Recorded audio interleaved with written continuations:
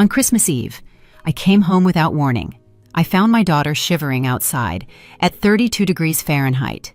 No blanket to keep her warm. My son-in-law's family was laughing, toasting with champagne by the fireplace. I kicked the door open, holding my daughter in my arms, and said 6 words. I'm glad you're here. If you're watching this video, give it a like, subscribe to the channel, and tell me in the comments where you're hearing my revenge story from. I want to know how far it's reached. I stepped out of the taxi. My heavy boots sank into the thick layer of snow outside my daughter's house in Boise, Idaho. The icy wind slapped my face like it wanted to peel my skin off, forcing me to pull up the collar of my coat. After years as a Taekwondo coach, I thought I was used to any challenge, from the sweltering heat of the dojo to the harshest winters. But this Christmas Eve cold made me shiver. I stood there, in front of the warmly lit house, a mix of excitement and nerves swirling inside me. Today, I wanted to surprise Emily. I wanted to see my little girl's radiant smile when her mom showed up out of the blue. After so many months away, the front yard was buried in snow, not a single footprint in sight, like no one cared enough to clear it. Through the big picture window, I could see the cozy glow spilling out from the living room, where cheerful Christmas music played from a Bluetooth speaker. The song Jingle Bells, Emily's favorite when she was a kid, filled the air. I stepped closer, trying to peek inside. A long table draped in a bright red tablecloth stretched out in front of me, loaded with traditional dishes. A golden roasted turkey, steaming plates of cornbread stuffing, a bowl of cranberry salad with shiny bits of apple and raisins, and glasses of red wine glinting under the lights. The Whitlock family, my son-in-law's folks, was gathered in full. I recognized Mr. Harold Whitlock, Ryan's dad, sitting with an air of authority, and Mrs. Evelyn Whitlock, his mom, holding a glass of wine with a smug smile on her lips. Ryan's sister Abigail was there too, with her 2 young kids laughing nonstop. They were all raising their glasses, toasting around the crackling fireplace. But where was Emily? I frowned, straining to see further inside, thinking maybe she was tucked in some corner. I'd pictured her smiling, chatting happily, like in the old days when she'd wrap her arms around my neck, telling me endless stories. Then I heard a noise, a faint whimper coming from the porch. I turned, and my heart stopped. Under the dim light, next to a snow-covered poinsettia planter, Emily was curled up in an old wooden chair. She wore only a thin blouse, her frail shoulders shaking uncontrollably, her messy hair sticking to her forehead, damp from melted snow. I ran to her, my heart pounding like a drum. "Emily!" I shouted, my voice breaking with panic. I yanked off my coaching jacket and wrapped it around her with urgency. My trembling hands touched her arm. It was ice cold, like there was no warmth left in her. Emily lifted her face, her eyes red, her pale lips barely whispering, "Mom." Her voice was so faint, it almost dissolved into the air, and she collapsed against my shoulder. I hugged her tightly, feeling her body shake like a bird caught in a storm. "I'm here, sweetheart. I'm here," I whispered, trying to sound calm, though tears burned in my eyes. I pulled an extra sweater from my bag and wrapped it around Emily, trying to share some of my warmth. I lifted her in my arms as her soaked slippers fell into the snow, leaving a messy trail. I held her close, feeling her weak breath against my neck. In that moment, all I wanted was to get her out of there, away from the biting cold, away from whatever had brought her to this state. But then, from inside the house, the laughter kept going, careless and cruel. I clearly heard Ryan's deep voice, smug and boastful, bragging about something. The whole table erupted in laughter, and the clinking of glasses sounded like distant, eerie music. They were happy, cozy by the fireplace, while my daughter, my own flesh and blood, was trembling outside in the cold, like she didn't deserve to be in that house. Just a few hours ago, I was at the Boise airport, still sweaty from a week of coaching the national Taekwondo team. The heat of the mats seemed to linger on me, even as I stood in the chilly airport lobby. I dragged my old suitcase, so excited I could hardly stand still, imagining Emily's face lighting up when I showed up unannounced on Christmas Eve. My heart was racing.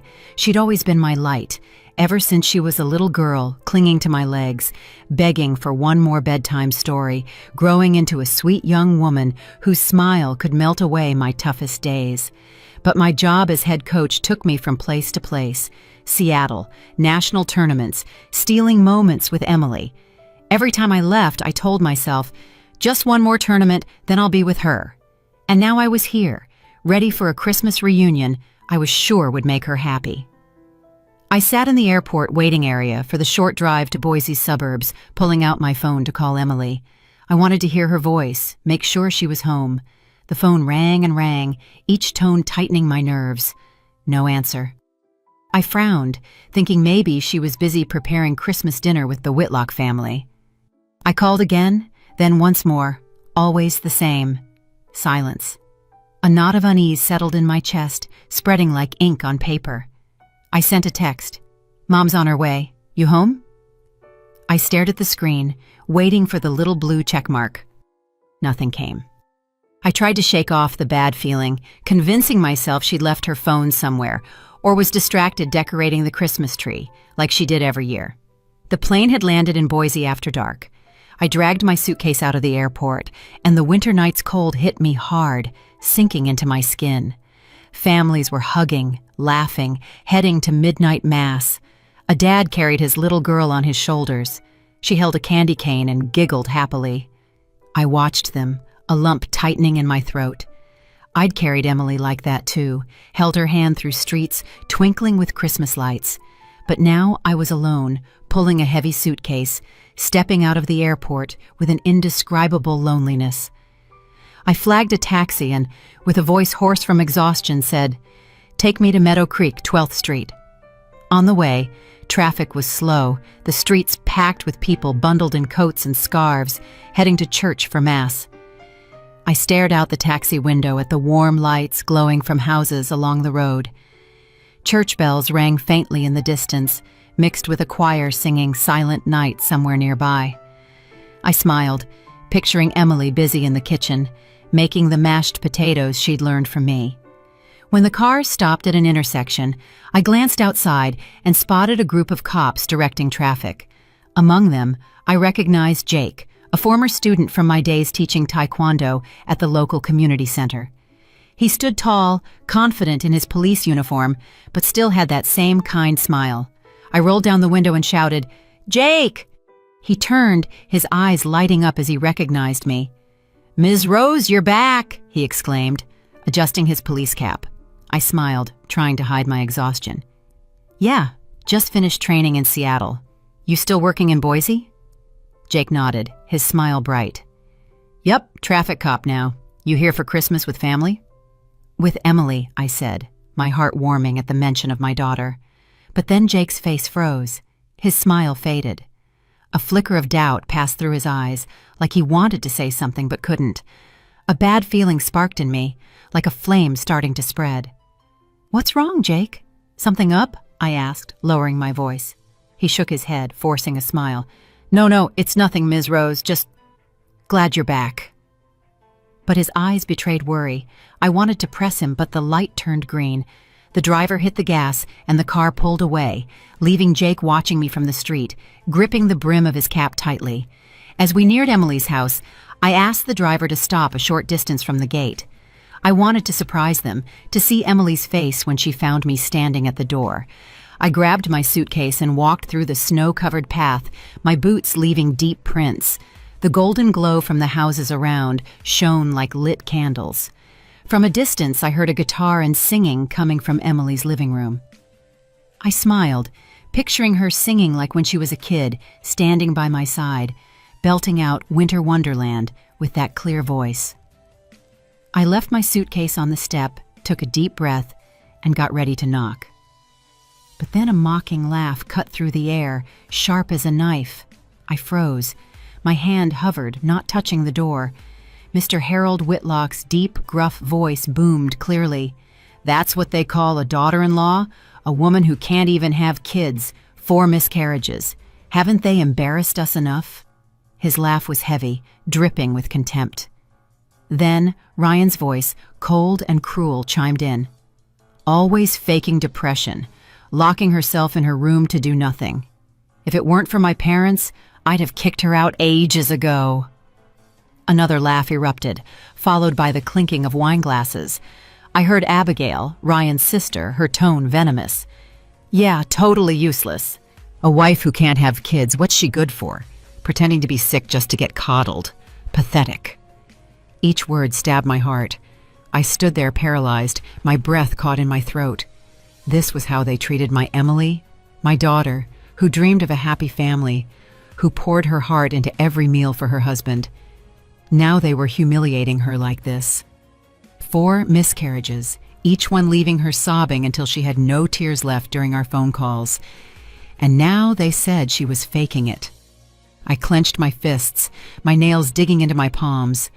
And that's when I saw Emily, curled up in a wooden chair on the porch, in just a thin blouse, her head bowed, her whole body trembling in the freezing cold. My eyes blurred with tears.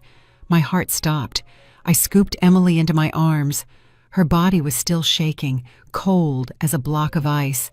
My hands trembled too, not just from the bitter Boise night, but from the rage burning in my chest. Each step toward the Whitlock's door felt like it carried 1,000 pounds, but I didn't stop. I pounded on the wooden door, my knocks firm, drowning out the Christmas music blaring inside. Jingle bells looped over and over, mocking the painful scene I'd just witnessed. No one came to open it. I gritted my teeth and banged harder, like I wanted to knock the door down in one blow. Finally, the door swung open. Mrs. Evelyn stood there, a glass of red wine wobbling in her hand, her lips painted bright red, glossy under the light. The smell of alcohol wafted from her, but her face wore a forced smile, trying to seem polite. "Hey, Ms. Rose, what a surprise," she said, her voice syrupy but fake, like I was an unwelcome guest. "Why didn't you let us know so we could roll out the red carpet?" I locked eyes with her, not bothering to hide my anger. "Let you know?" I growled, each word hissing through my teeth. "If I'd let you know, how would I have seen this? What did you do to my daughter?" I held Emily tighter, feeling her faint breath against my shoulder. Each breath was a reminder I couldn't let this slide. Evelyn raised an eyebrow, glancing at Emily in my arms with a grimace, like she was looking at something annoying. "Emily just wanted some fresh air," she said, her tone soft, but laced with contempt. "Don't make a big deal out of it. It's Christmas. Come in. Don't stand out in the cold." Her words hit me like a slap in the face. Fresh air? While my daughter was practically freezing outside in a thin blouse? Before I could respond, Ryan appeared behind his mother, his shirt unbuttoned, exuding deliberate nonchalance. He held a bottle of wine and shot me a defiant look. "Mom, close the door," he said, his tone dripping with arrogance, chin raised. "Let her stay out there till she gets over it. Who shows up to Christmas dinner acting all fragile to get out of helping?" He let out a mocking chuckle, like he'd said something clever. Those words were another knife, not just in my heart, but in Emily's. I felt her body shrink in my arms, like she wanted to vanish. From the table, Abigail's voice rang out, sharp and venomous. "Exactly. A woman who can't even carry a baby to term? What's she worth? Useless." Her laugh cut like a blade, mixing with the murmurs of others around the table. I heard Abigail's 2 kids, Emily's cousins, run out to the porch, curious. They looked at Emily in my arms, then giggled, whispering to each other, "Aunt Emily's in trouble." Their innocent little voices burned like salt in an open wound. My face flushed with rage. I rammed my shoulder into the door, then kicked it hard. The door flew open, slamming against the wall with a bang that silenced the room. Evelyn's wine sloshed, spilling red stains onto the expensive rug. The Christmas music stopped abruptly, like someone had yanked the speaker's plug. The air in the room turned heavy, suffocating, like all the oxygen had been sucked out. I stepped into the center of the living room, still holding Emily. Each step left a trail of melted snow on the hardwood floor, like marks of rage that couldn't be erased. Every eye was on me. Mr. Harold, his face cold. Evelyn, her fake smile gone. Abigail, her eyes full of disdain. The rest of the family, a mix of shock and annoyance. I felt their hostility in every glance, but I didn't care. Carefully, I settled Emily on the couch, draping my scarf over her shoulders. Her hands were still icy, trembling like the snow's cold still clung to her. I knelt, looking into her eyes, trying to give her some of my strength, though inside I was a storm of fury and pain. The Whitlocks' living room was still brightly lit. The fireplace crackled, but the atmosphere was thick, like everyone was bracing for an explosion.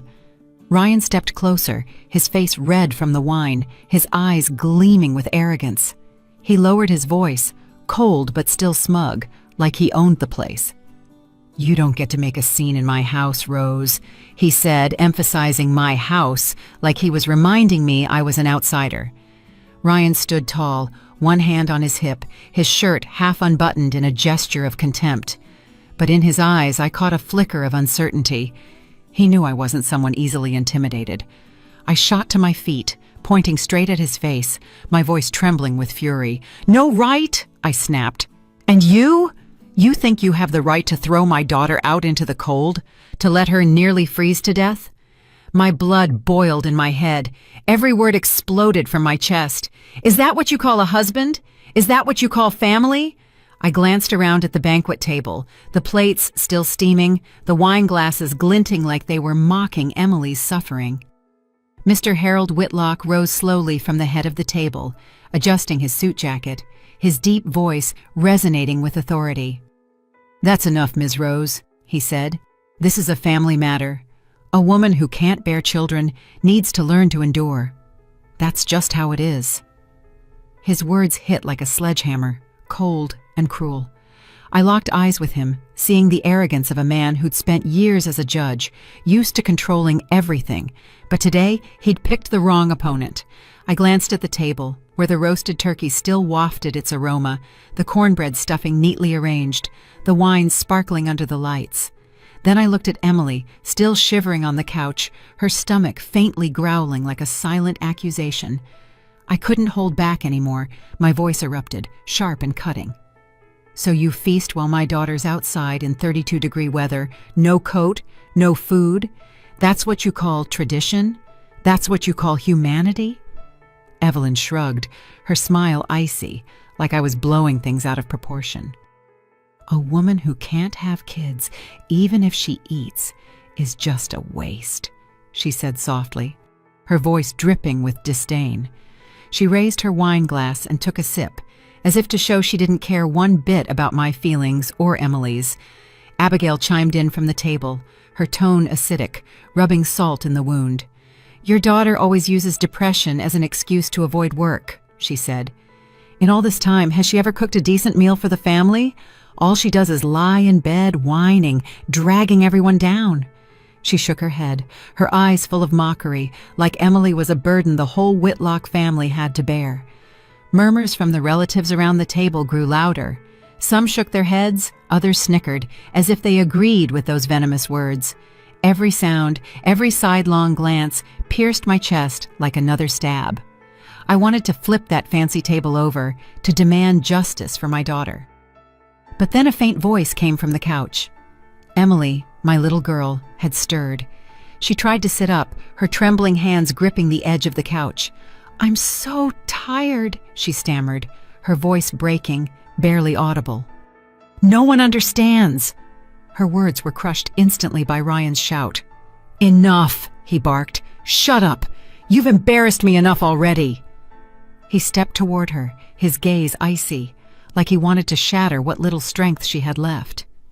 I saw Emily's shoulders slump, her red eyes brimming with tears, and my heart tightened. I stepped in front of her, ready to do whatever it took to protect her. Memories of Emily flooded my mind like an avalanche. I remembered the days she'd call me, sobbing over the phone. Each time she lost a child, the first, the second, the third, the fourth. With every miscarriage, her soul broke into pieces. She'd been a sweet girl who dreamed of a warm home, family dinners with her husband and kids. but the pain over and over had pushed her to the edge of despair.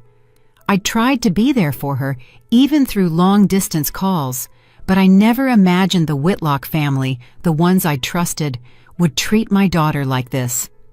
Ryan, my son-in-law, who I once thought was a decent man, now showed his true face, a cruel bully who cast my daughter out into the cold, treating her like garbage. I was on the verge of losing it. Through the window, I saw Jake standing silently on the porch. Maybe he'd been patrolling the neighborhood, his hard gaze and clenched fist showing he'd heard and witnessed this cruelty. I gave him a slight nod, signaling him not to step in just yet, but inside, his presence was a ray of hope. I knew I wasn't alone. I had a witness, someone who knew the truth. Ryan took another step, pointing at me, dropping the mask of politeness. "I'm warning you, this is my house," he said. "Stay out of it, or things will get worse." He smirked, convinced I'd back down under the Whitlock family's power. He was wrong. I clenched my fists, my knuckles cracking, feeling all the rage I'd bottled up in my life explode in that moment. The air in the room was so thick, it felt like a single spark could set it all ablaze. I locked eyes with Ryan, my voice low but sharp as a knife. "You think you can threaten me? You think you can keep hurting my daughter without paying a price? You're wrong, Ryan. I'm not letting this go." I turned to the whole Whitlock family, from Mr. Harold's cold stare to Evelyn's faint smirk to Abigail's disdainful glare. "All of you," I said, my voice echoing in the silent room. "You're going to pay for what you did to Emily." The Whitlock's living room fell into a terrifying silence, like the air had been sucked out, leaving only a thick tension ready to explode. I placed my hand on Emily's shoulder, feeling her frail frame under the scarf, my voice steady and unwavering. "This isn't a private matter anymore. This is domestic abuse." My words landed like a stone in a still lake, rippling through everyone in the room. Evelyn, still holding her wineglass, let out a mocking laugh, swirling it like she was enjoying a joke. "Abuse?" she said, her tone dripping with sarcasm and arrogance. "We're just teaching her place, Rose. You should thank us for putting up with her this long." Ryan stepped closer, his eyes red from alcohol and rage. He spat his words, like he was chewing each one before letting it out. "She fakes depression. Fakes pain to do nothing. No one's hitting her. We're just sick of her uselessness." He paused, staring at me with a twisted smile. "Teach your daughter again, Rose. Nobody loses 4 pregnancies in a row. Maybe she did it on purpose." Those words were like a razor blade. They didn't just cut my heart. They tore open Emily's unhealed wounds. I heard her breath catch, like she'd been punched in the chest. 4 miscarriages. 4 times she called me, sobbing, her voice broken, saying she'd lost the children she could never hold. Each time, I could only clutch the phone, helpless from afar, trying to comfort her with empty words. And now Ryan dared to stand in front of me and say she'd done it on purpose. I clenched my fist so hard my nails dug into my palm, blood rushing to my face. He'd crossed a line I couldn't forgive. I pulled my phone from my coat pocket. My hand shook, but I quickly dialed the nearest police station. "I'm calling the cops," I said, my voice cold as ice, though inside I was a hurricane. "A report will be filed. You'll answer to the law." I emphasized each word like I was carving them into the air, making sure everyone knew I wasn't bluffing. Ryan froze. The wine bottle slipped from his hand, clattering onto the hardwood floor, red wine staining the expensive rug. Panic flashed in his eyes, though he tried to regain his air of superiority. "You wouldn't dare!" he shouted, but his voice wavered, like he hadn't expected me to go this far. Mr. Harold, who'd been watching with a cold expression, stepped forward, adjusting his tie, his deep, gravelly voice booming with authority. "You have no idea who you're challenging, Rose," he said. "I've spent my life on the judge's bench. I've seen the worst this world has to offer. You think a phone call will make us tremble?" His eyes were sharp as knives, reminding me the Whitlock family wasn't easily shaken. But I didn't back down. I'd seen my daughter shivering in the cold, and nothing, not even Mr. Harold's power, would silence me. Abigail, from the table, crossed her arms and let out a mocking smile. "Go ahead, make the call, Ms. Rose," she said, her tone taunting. "Let's see who they believe, a crazy old lady or a respected family like ours. You think the police will side with you?" Her venomous laugh rang out, confident I'd fail. Emily, still on the couch, tugged at my sleeve, her voice trembling in a whisper. "Mom, please don't do it. I just want peace." Her red eyes, full of fear, seemed to say she was terrified things would get worse. I looked at her, my heart aching. I knew she was scared of the Whitlocks' retaliation, of more humiliation piling on, but I also knew if I stopped now, Emily would be trapped in this pain forever. I squeezed her hand tightly, trying to pass her some of my courage. "You don't have to be afraid," I said softly but firmly. "I'll protect you, I promise." I lifted her in my arms, snow from her clothes falling onto the rug like pieces of a shattered dream. I ignored the Whitlocks' scornful glares and their muttered threats. All I knew was I had to get her out of that place, out of that cage of cruelty she'd been locked in for too long. As I turned toward the door, I saw Jake through the foggy glass, standing on the porch. His hand rested on his radio, his eyes burning with a hidden fire, ready to act at any moment. I gave him a slight nod, enough to let him know I was ready for the fight. Jake nodded back firmly, his hand still gripping the radio like a promise he'd stand by me. I walked out without looking back. Behind me, I heard Evelyn yelling at the housekeeper to clean the spilled wine on the rug. I heard Ryan slam his hand on the table, muttering a curse. Then Mr. Harold's deep, angry voice echoed as he called someone on the phone. All those sounds were like arrows piercing my back. But I didn't care. I took Emily to my small apartment near the National Training Center, where I'd lived for years as a coach. It wasn't fancy. Just a living room with an old couch, a simple kitchen in the corner, and a few family photos on the wall. But to me, it was a safe place where I could shield my girl from the Whitlocks' insults and the cruel cold. I carried Emily to her room and gently settled her on the bed. She was still shivering, though wrapped in my thick coat. I dug through the closet for an old sweater, put it on her, then made a mug of hot cocoa, its sweet aroma filling the chilly air. "Drink this, sweetheart," I whispered, placing the mug in her hands. But she just stared at it, her eyes empty, like she didn't believe she deserved even a bit of warmth. My phone rang, cutting through my thoughts. It was Jake. His voice was deep and steady. "Ms. Rose, I just filed the initial report at the station, but the Whitlocks won't go down easy. They've got influence, you know that. I'm ready to testify as a witness if you need me." I felt the determination in his tone, like a small flame that never dies. Jake, my old student, the one who once stood in the dojo with bright eyes, was now by my side in a different kind of fight. "Help me prepare, Jake," I said, my voice brief but full of gratitude. This could be a long battle. He replied with a simple, "I got it, Coach. I'm here." The next morning, I took Emily to a therapist in downtown Boise. Dr. Linda Carter, an older woman with a kind gaze, welcomed us into a cozy office. After talking with Emily, she looked at me, her voice heavy and sad. "She's suffering from severe depression, Ms. Rose. 4 miscarriages combined with constant insults from her in-laws have crushed her confidence. She needs rest, treatment, and above all, to feel safe." I nodded, my heart tightening. I knew Emily wasn't okay, but hearing it from the therapist felt like another stab. I looked at her, curled up in the chair, her hands clasped tightly, and blamed myself for not being there sooner. That afternoon, Jake stopped by the apartment, out of his police uniform, carrying a bag of fruit and some old cookbooks. He set them in front of Emily, hesitating. "I know you like cooking," he said. "Thought maybe starting small, like a pie or some chicken noodle soup, might make you feel better." His voice was gentle, but I saw the worry in his eyes.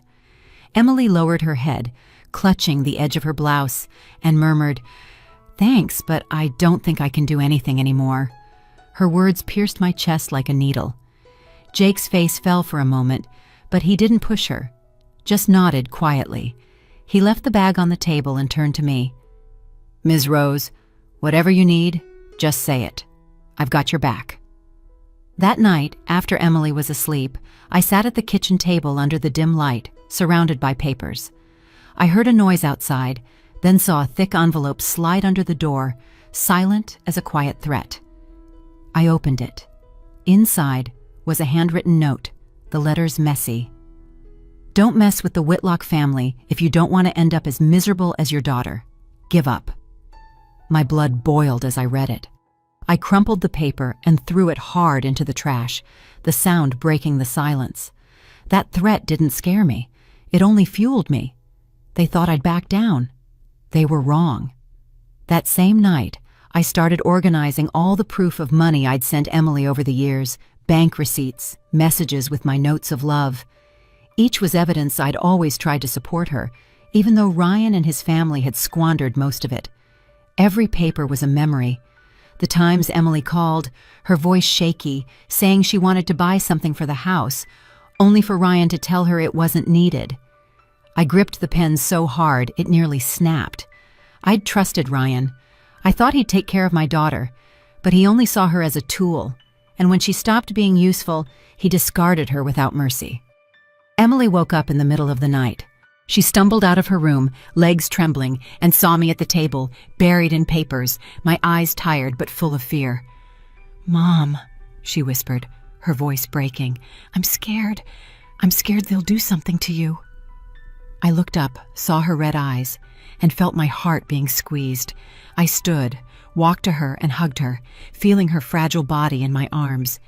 "You don't have to be afraid," I said firmly, though inside I was a knot of nerves. "From now on, I'm the one who will protect you from everything. I promise." I took Emily back to bed, staying by her side until she fell asleep. But I couldn't sleep. I returned to the kitchen table, kept sorting papers, and made a list of what needed to be done. I called an old lawyer friend who'd helped me with a case tied to the Taekwondo team. He promised to look into it, but warned me, "The Whitlocks have a lot of pull in Boise, Ms. Rose. They know people in the courts. Get ready for a long fight." I nodded, though he couldn't see me. "I know," I said, "but I'm not stopping." The weeks preparing the case felt like an endless nightmare. Every night, under the dim lamp in my small apartment, I reviewed page after page, rereading every bank receipt, every medical report about Emily. Those cold numbers and letters were proof of my love for my daughter, but also a painful reminder of everything she'd suffered. Finally, the first day of the trial came, and I felt like I was stepping onto a Taekwondo mat. Emily and I entered the Boise courthouse. The morning chills seeped through my thick coat. I held her hand, feeling her icy fingers tremble in my palm. Her eyes were red, with dark circles showing sleepless nights. She kept her head down, like she wanted to hide from the stares. I stood tall, trying to be her rock, though inside I was just as shaken. "I'm here," I whispered, squeezing her hand gently. She nodded weakly, but her empty eyes showed she'd given up the fight long ago. The Whitlock family was already there, early. Ryan, in a sharp gray suit, carried himself like a confident lawyer. Before the trial, he sat, adjusted his tie, and shot us a scornful glance. Next to him was Mr. Harold, walking slowly but with a gaze sharp as a blade. He flashed a confident smile, like he already knew the outcome. In the family row, Evelyn and Abigail sat primly, dressed elegantly, whispering occasionally, throwing us looks. I felt their hostility in every gesture, but I forced myself to stay calm, reminding myself today wasn't my fight. It was Emily's. Jake was there too, sitting in the spectator section in his police uniform. He gave me a slight nod, his steady gaze like a promise he wouldn't abandon us. His presence made me feel less alone, like I had an ally in this battle. I nodded back, silently thanking him for being there, from that terrifying Christmas Eve to this day. The trial began. My lawyer, Mr. James, stood and presented each piece of evidence clearly. He showed the bank transfers I'd sent Emily over the years, proving I'd always supported her, though most of that money ended up in Ryan's hands. He also presented Emily's medical records with detailed notes from the therapist about her depression. After 4 miscarriages and constant insults from her husband's family, Emily didn't just suffer physically, she was emotionally destroyed, James said, his voice thick with emotion. They treated her like an outsider in her own home. I looked at Emily, her head bowed, hands clasped tightly like she was trying to hold in the pain. I wanted to stand and hug her, but I knew I had to stay strong and let the lawyer do his job. Then the young lawyers for the Whitlock family stood up, and I felt injustice creeping into the courtroom. One of them, in a sleek black suit, spoke with a commanding voice. "Emily's just faking illness to be coddled. The Whitlock family gave her everything. Shelter, food, every need met. But she didn't hold up her end. She failed as a wife." Those words slapped me across the face. Faking? Coddled? I clenched my fists so hard I felt my blood boil. They called a witness, Mrs. Martha, the Whitlock's former housekeeper. She took the stand, eyes darting, voice shaky. "Mrs. Emily was lazy," she said. "She'd lock herself in her room all day, neglecting the house. I had to do everything, cooking, cleaning." I couldn't believe my ears. Emily, the same woman who lovingly prepared every meal, who made homemade pies to please the whole family, now branded as lazy. I shot to my feet, unable to hold back. "You're lying. Emily was never like that." The judge, a middle-aged man with a stern face, slammed his gavel and said coldly, "Silence, please. This is a courtroom." I sat back down, my heart racing, feeling like I couldn't breathe. I glanced at Mr. Harold Whitlock. He smiled, a subtle, smug nod to the judge. An invisible thread between them chilled my skin. Something wasn't right. I felt it clearly. They'd planned this day, and I was just a pawn in their chess game. Emily stayed hunched over, her trembling hands gripping the chair's edge. I saw Jake in the back row, jaw clenched, fists tight, like he was fighting to contain his own fury. Mr. James, our lawyer, pressed on, his voice steady. "We'd like to present key evidence, a recording from Christmas Eve capturing the Whitlock family's insults and psychological abuse toward Emily." He played the audio Jake had secretly recorded. Ryan's voice boomed, cold and cruel. "She's just faking depression to dodge her duties." Then Evelyn's, "A woman who can't have kids, even if she eats well, is useless." And Abigail's, sarcastic, "She can't even manage to give birth." The courtroom fell silent, only faint whispers breaking through. I looked at Emily, saw her shrink, as if those words stabbed her all over again. But the Whitlock's lawyer jumped up, objecting. "That recording's illegal, made without consent. It violates privacy rights." The judge nodded, his voice dry. "The recording is inadmissible." I felt the ground open beneath me, clutching the chair to keep from collapsing. The recording, the clearest proof of the Whitlock's cruelty, tossed out on a technicality. Murmurs filled the room. Some gasped in disbelief, others shook their heads, confused. I looked at Jake, his head bowed, fists trembling on his knees. Emily hid her face in her hands, shoulders shaking as she fought back tears. I wanted to lose it, to rush the judge's bench and demand justice, but I knew in that room justice wasn't on our side. Mr. Harold sat there, his gaze calm but arrogant, like he'd known this would happen. I squeezed Emily's hand, trying to give her strength, though I felt defeated myself. After a week of grueling trial days, the final verdict came. I sat in the Boise courthouse, holding Emily's hand, her cold, trembling fingers in mine. All week, I'd tried to stay strong, but every night, back at my small apartment, my heart ached with anguish and helplessness. Emily sat beside me, eyes red from sleepless nights, her face pale like life had been drained from her. I gripped her hand, trying to pass her some courage, though I was trembling too. Ryan strode into the room, adjusting his tie like it was just another day. Evelyn, his mother, smoothed her dress and sat upright, lips painted deep red, a confident smile on her face like she already knew the outcome. Abigail, in a flashy outfit, shot us a scornful look, Mr. Harold stood behind Ryan, imposing, his gaze hard, reminding us the Whitlock family always had everything under control. Jake was in the spectator section, still in his police uniform. His eyes were steady, but couldn't hide his worry. He gave me a slight nod, a silent promise he'd be there no matter what. I returned a grateful look, comforted by his presence. But when the judge, a middle-aged man with an expressionless face, entered, a chill ran down my spine. The air grew heavy, like everyone braced for an inevitable verdict. The judge spoke, his voice dry and firm. The court grants the divorce request of the plaintiff, Emily Harper Larson, and the defendant, Ryan Whitlock. Those words sparked a ray of hope inside me. Emily broke into silent tears, tears streaming down her cheeks. I squeezed her hand, urging her to stay calm and listen. The divorce was what I wanted for Emily, a chance to escape the Whitlocks' cruel cage, but I knew the ruling wasn't the end.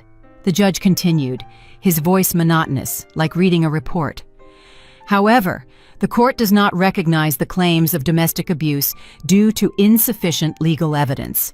As for assets, since Ryan Whitlock contributed more to the marriage's upkeep, the court awards him the majority of shared property. Those words hit like a hammer to my chest. I froze, my breath caught in my throat.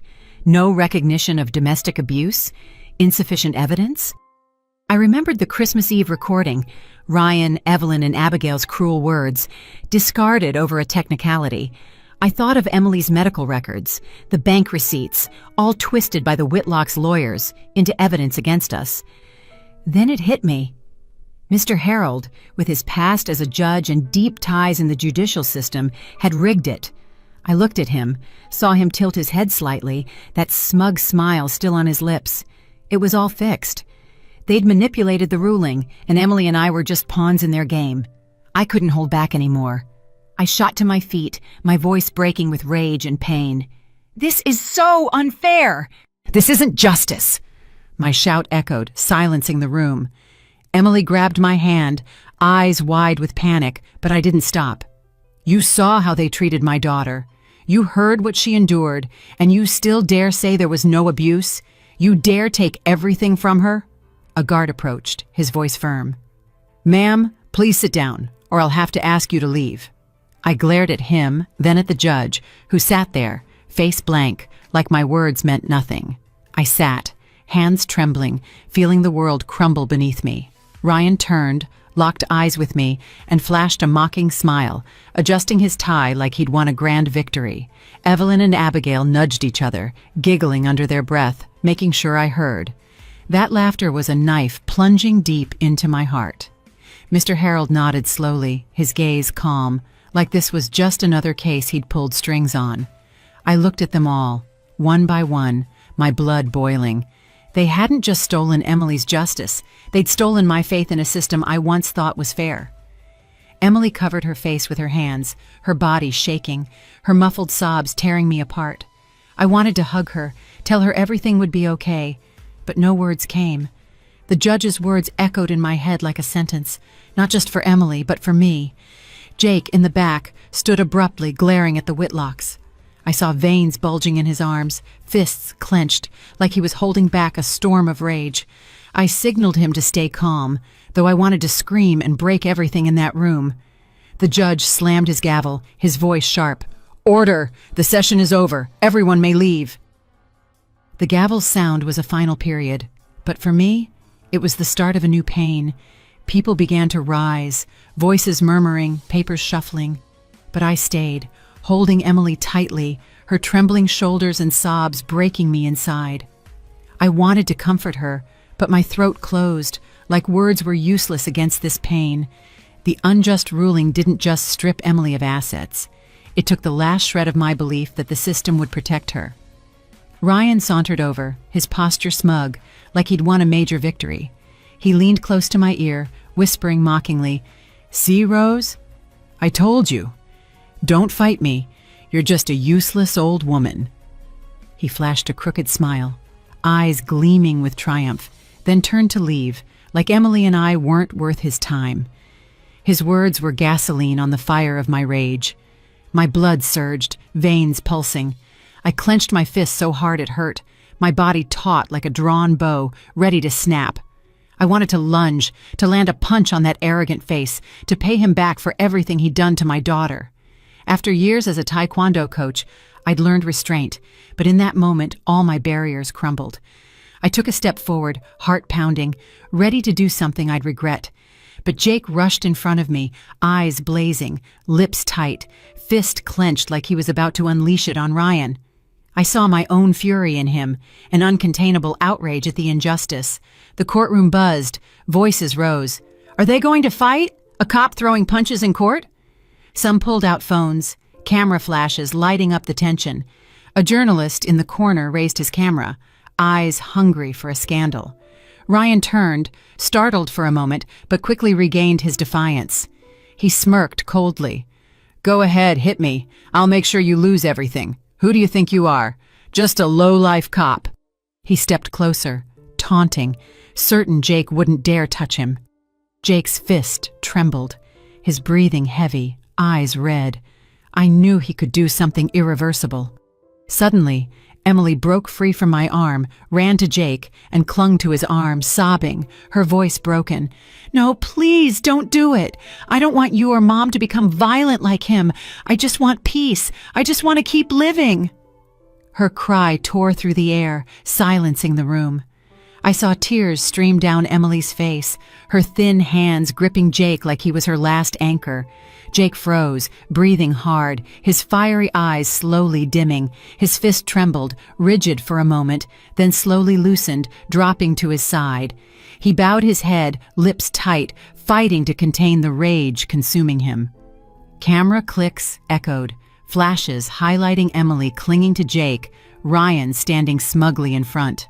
Some in the room, maybe unaware of the case, began to sob. A soft murmur of crying rose, like Emily's pain had pierced them. I looked around. A woman wiping tears, a man shaking his head in sorrow. But the Whitlocks stood unmoved. Evelyn and Abigail whispered to each other, cold smiles on their lips. Mr. Harold nodded slightly, his authoritative air intact, like everything was still under his control. The judge slammed his gavel, his voice cold. Order! If this disruption continues, I'll have guards clear the room. The gavel sound was a warning, snapping everyone back to reality. I stepped forward, took Emily, and hugged her tightly. She kept crying, her body trembling in my arms like a lost child. Jake stood beside us, head bowed, lips tight, like he blamed himself for not doing more. I placed a hand on his shoulder, nodding gently, letting him know I understood and was grateful he was there. Ryan adjusted his tie, turned, and walked off, his steps heavy with triumph. Evelyn and Abigail followed, their cold laughter another knife in my chest. The room slowly emptied, leaving just me, Emily, and Jake, 3 people sharing the same bitter lump in our throats. I hugged Emily tighter, feeling her weak breath against my shoulder. Mom, she whispered, voice breaking. I don't want to fight anymore. I'm tired. Can we just go home? Those words tore my heart apart. I wanted to tell her everything would be okay, that I'd keep fighting, but my throat closed and no words came. I led Emily out of the courtroom, Jake walking silently beside us, his gaze steady.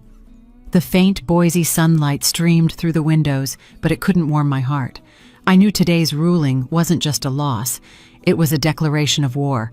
The Whitlocks may have won in court, but I wouldn't let them win in Emily's life.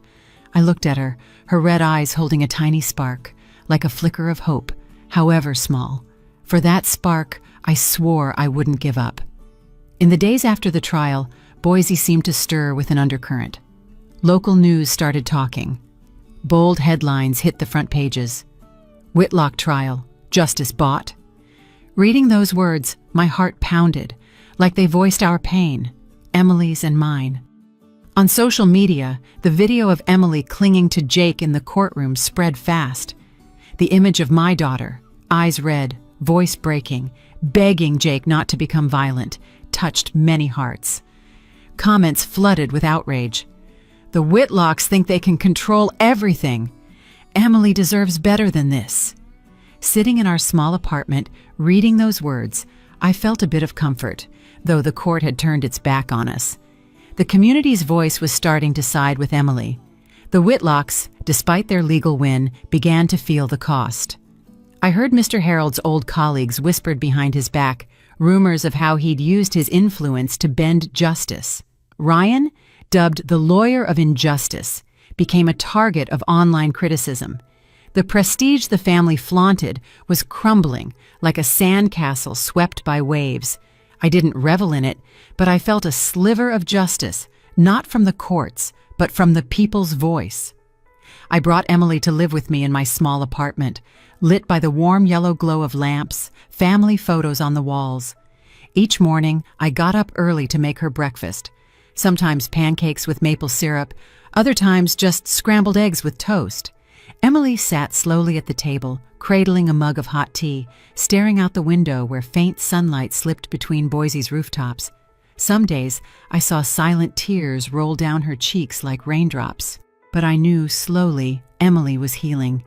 Each day, she spoke a little more, her eyes less empty than before. I didn't push her. I just stayed by her side, a mother ready to shield her daughter from any storm. Jake became a vital part of our lives. He'd stop by, sometimes with a small bouquet of poinsettias, other times with donuts from the corner bakery. Each visit lit Emily up a little, like his presence was medicine for her soul. One afternoon, Jake, a bit nervous, handed Emily a small box. Inside was a keychain shaped like a taekwondo uniform, the same symbol I'd taught him and my other students. "You don't have to be strong right away," he said, his voice soft but firm. "But you can start over, little by little, like Ms. Rose did." Emily took the keychain, frozen, her eyes shining with emotion. She pressed her lips, holding back tears, then nodded slowly. "Thank you," she whispered, her voice small but full of feeling. I watched from a distance, silent, feeling a weight lift off my chest. For years, Emily had been belittled, called useless. Now someone saw her true worth, valued her not for what she could do, but for who she was. I turned away, wiping a tear from my cheek, not wanting Emily to see me vulnerable. One evening, as the sunset bathed the apartment in gold, Emily sat across from Jake on the couch. Her head was bowed, hands twisting the edge of her sweater, voice trembling. "Jake, I might never be able to have kids, if that disappoints you." She stopped, like she feared those words would ruin everything. I was in the kitchen, pretending to wash dishes, but my heart stopped, waiting for Jake's reply. He smiled, a warm, steady smile, took her hands, and looked her in the eyes.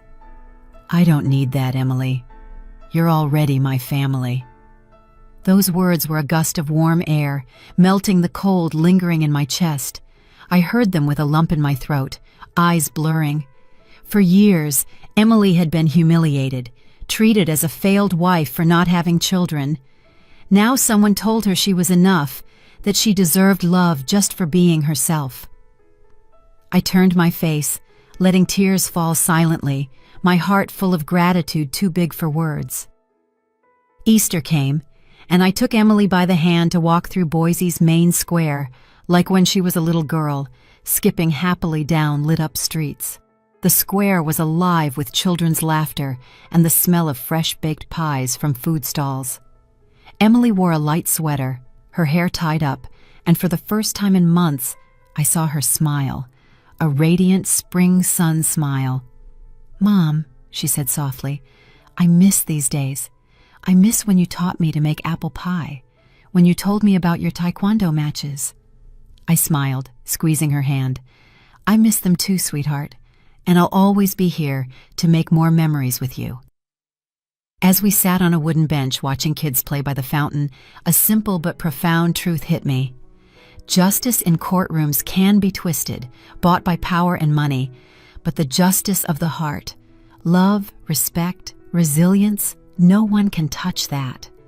Emily, though she'd lost so much, was finding herself day by day, step by step. And I, a mother who once felt powerless, now knew my greatest strength wasn't in punches thrown in the ring, but in my love for my daughter. Jake showed up with a bag of warm churros, handed one to Emily, and they laughed and chatted like old friends. I watched, my heart full of hope. Emily might never forget the scars the Whitlocks left, but she was learning to move forward, to love herself, to open up to those who truly valued her. And me, at 65, after fighting so many battles, I knew the fight for Emily's happiness was the most meaningful of all. This story is fictional, but draws on real-life experiences. Names and places have been changed to protect those involved. We share it not to judge, but in hopes someone will pause and think about how many mothers suffer silently in their own homes. I'm genuinely curious. If you were in my shoes, what would you do? Would you stay silent for peace, or would you dare to face it all to reclaim your voice? I want to know what you think, because every story is a candle that can light someone's path. God always blesses. I firmly believe courage leads to brighter days. In the meantime, at the end of the video, I've linked 2 of the channel's most loved stories. They'll surprise you, I promise. Thanks for staying until the end. Trước khi khép lại câu chuyện này, mình muốn bạn ở lại với mình thêm một chút, như một cuộc trò chuyện thực sự, không vội vàng, không kịch bản. Đôi khi mình nghĩ điều đặc biệt nhất của những câu chuyện như thế này không phải là cao trào, không phải là cái kết, mà là những cảm xúc còn đọng lại sau khi mọi thứ đã kết thúc. Bạn có bao giờ xem xong một câu chuyện rồi tự nhiên im lặng vài giây không? Không phải vì không có gì để nói, mà là vì có quá nhiều thứ đang chạy trong đầu. Mình thì có. Và mỗi lần như vậy mình lại tự hỏi ngoài kia có bao nhiêu câu chuyện giống như thế này mà chúng ta chưa từng được nghe. Bao nhiêu con người đã trải qua những điều khó khăn như vậy nhưng không có ai kể lại. Bao nhiêu người phụ nữ đã phải mạnh mẽ trong im lặng mà không ai thực sự nhìn thấy. Đó là điều khiến mình luôn suy nghĩ rất nhiều sau mỗi video. Bởi vì sự mạnh mẽ không phải lúc nào cũng ồn ào. Nó không phải lúc nào cũng là những khoảnh khắc đứng trên sân khấu hay những chiến thắng rõ ràng để mọi người vỗ tay. Đôi khi sự mạnh mẽ chỉ đơn giản là thức dậy vào mỗi buổi sáng khi bạn không còn chút năng lượng nào, tiếp tục cố gắng khi mọi thứ dường như đang chống đối lại bạn, mỉm cười dù bên trong bạn đang rất mệt mỏi. Và điều đặc biệt là rất nhiều người phụ nữ ngoài kia đang làm điều đó mỗi ngày.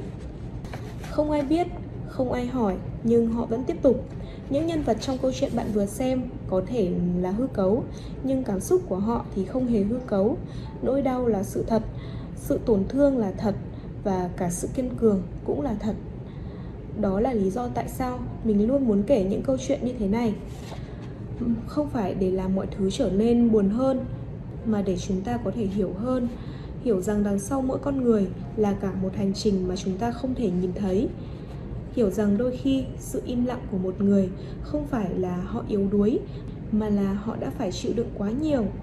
Và hiểu rằng sự vươn lên không phải lúc nào cũng hoàn hảo. Có những lần họ sẽ gục ngã, có những lúc họ sẽ nghi ngờ chính mình, có những khoảnh khắc họ muốn từ bỏ tất cả. Nhưng rồi họ vẫn đứng dậy, không phải vì họ không sợ, mà là vì họ không còn lựa chọn nào khác ngoài việc phải tiếp tục. Và mình nghĩ đó mới là định nghĩa thực sự của sức mạnh. Không phải là không bao giờ yếu đuối, mà là vẫn bước tiếp, ngay cả khi bạn đang yếu đuối nhất.